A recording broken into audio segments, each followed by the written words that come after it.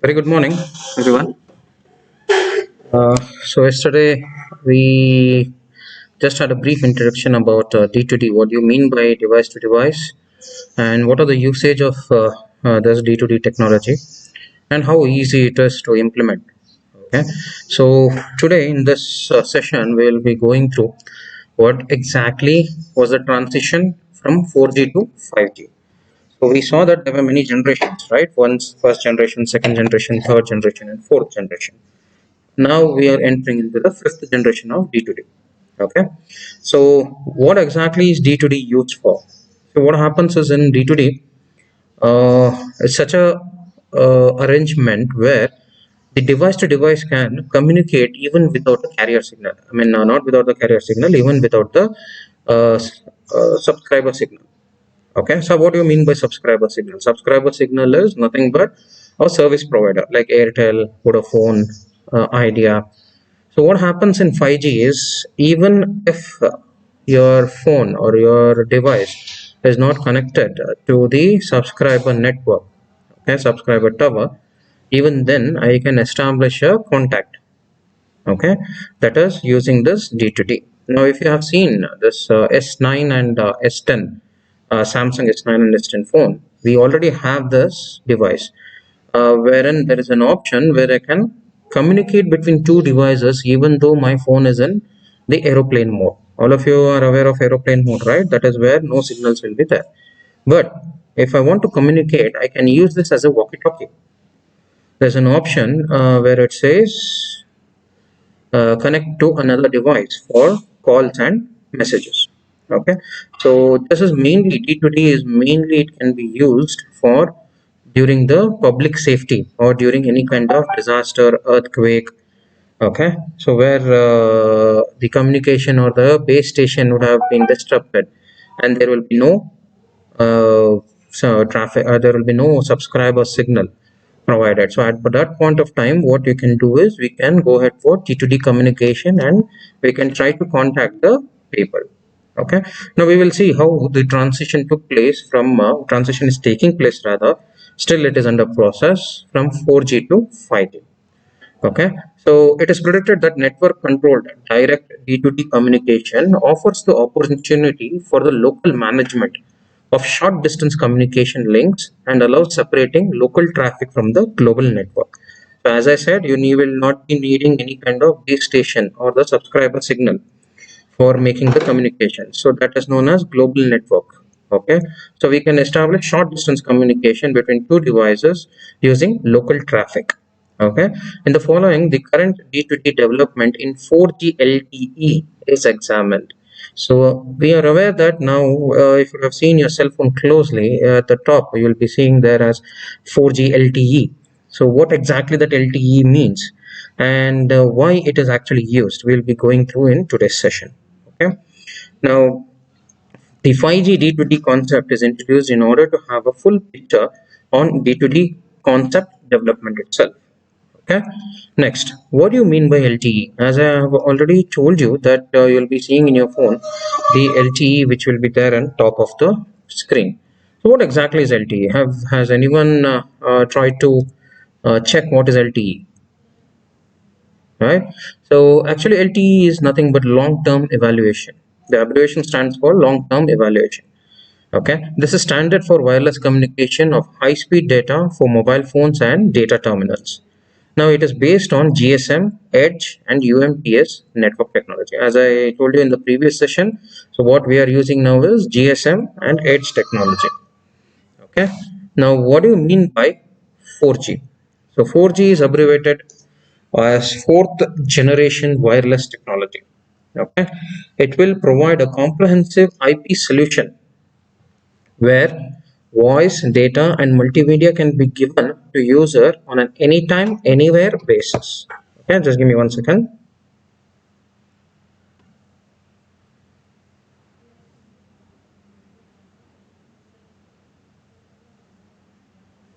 Okay, sorry about that. Now it will provide a comprehensive IP solution. Okay, where voice, data, and multimedia can be given to any user on an anytime, anywhere basis. Anytime, anywhere basis is known as on demand. okay, is known as on-demand basis. So whenever you need an IP, whenever you need to call someone, the data will be there. I mean, the service will be there. And whenever you need data, the data will be available, and multimedia to download or to send. So this will be provided on an on-demand basis. So you need not have to wait for it or do any kind of other options. You need to change any other options to obtain the voice and data systems in your cell phones. Okay, next, it includes several types of broadband wireless communication system access, including cellular telephone system.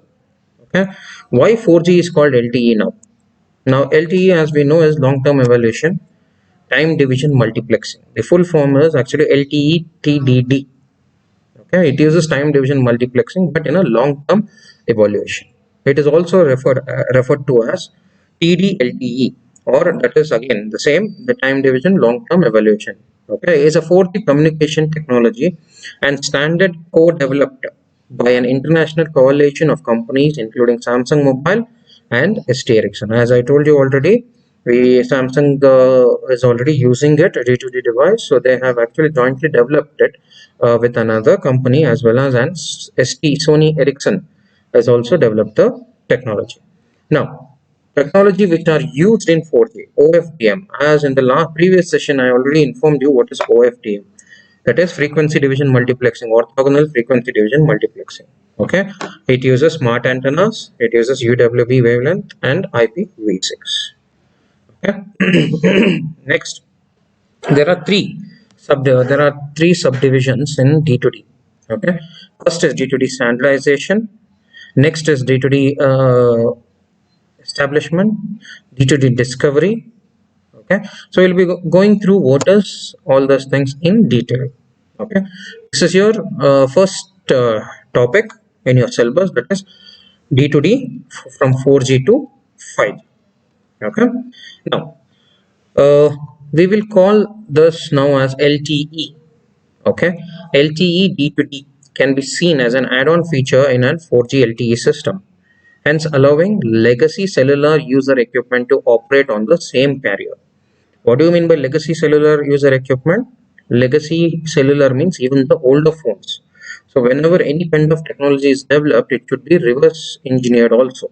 That means to say the older phones or older device should also be in a position to use the new technology. Okay. Now you should be aware of some words here, that is jargons, that is UE. UE is user equipment. Okay, UE is user equipment. So next we will come to it. Next, in LTE, D2D is operated in a synchronous way, where the synchronization can be an E node B1 and a UE. What do you mean by E node B1? In case the user equipment being under the network coverage, it is connected to a base station.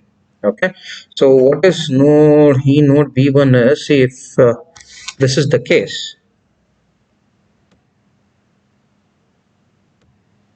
Okay, see, if this is the base station. Okay, so when this is the base station, and if the mobile network is connected to the base station, the E node, that is the electronic node, will be connected to the tower over here. So this is called as E node B. Okay, that is the electronic node which is connected to the base station. Okay, next, the user interface. The user interface is nothing but, one second.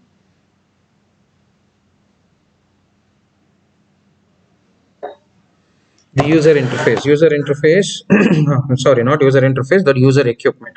So user equipment is nothing but the equipment which we are using. Okay, so E node B1, if the user equipment, that is your mobile phone, if you take it as your mobile phone, if it is under the network coverage, okay, or if it is connected to a base station, then it's called as E node B1. So in further from here, we will be only using as E node B1 as an word. Okay, next, and UE is user equipment, in case at least one of the UE is not under the network coverage or in a cell of intercell operation. Okay, now in LTE D2D is operated in a synchronous way, where the synchronization can be given by an E node B1 and an UE. Okay, Now next, how does it work actually? So now till now we have only heard about uplink and downlink. Okay, so uplink and downlink. Now today we will be going to another terminology here as known as side link.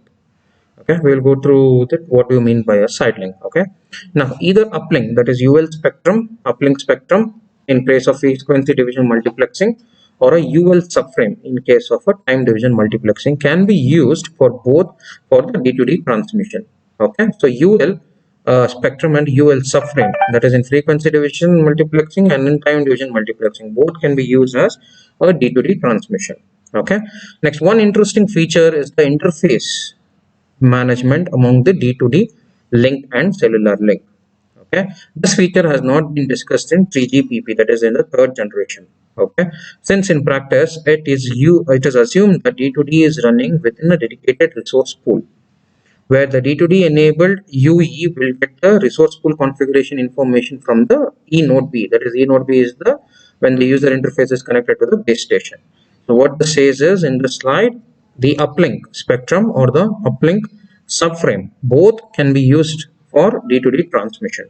Okay, and also in D2D transmission, the interference management among D2D link and cellular links is a very interesting feature, where if a user equipment is connected to a base station, also at that point of time also the D2D can be connected, and if the user interface is not connected to the base station, in that point of time also we can enable the connection between the device to device. Okay, next, in addition to transmission signal, the transmission signals are based on UL signal design to avoid introducing a new transmitter at the UE end. Okay. Further compared OFDM signaling, that is orthogonal frequency division multiplexing signaling, and SCFDM can provide better coverage due to power peak to average power ratio. Okay, next, the major feature of 4G LTE D2D concept are listed in the following, where it should be pointed out that the D2D link is referred to as side link in the 3GPP radio access network. Okay,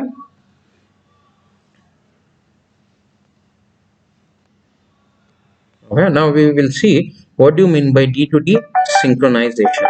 Okay, so now in D2D synchronization, what happens is,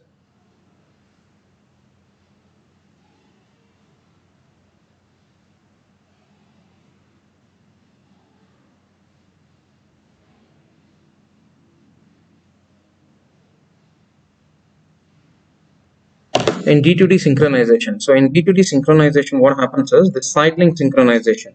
So now this is the downlink. The arrow mark is from the base station to the device. Now it goes to the reverse, then it is called as uplink. So here, apart from downlink as well as an uplink, there is something known as side link, that is between device to device.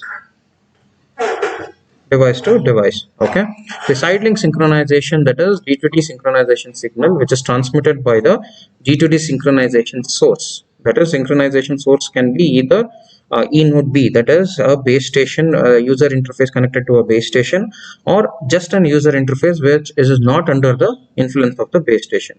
It is used for time and frequency synchronization to facilitate synchronized D2D operation. Okay, next, for synchronization, at least the following issues need to be solved.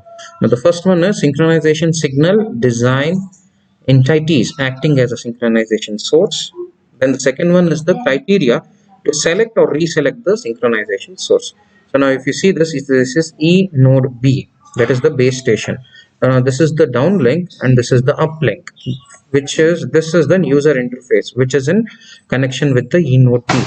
Okay, now this is a device which is not in connection with the E node B, but still the device to device communication can occur by the side link.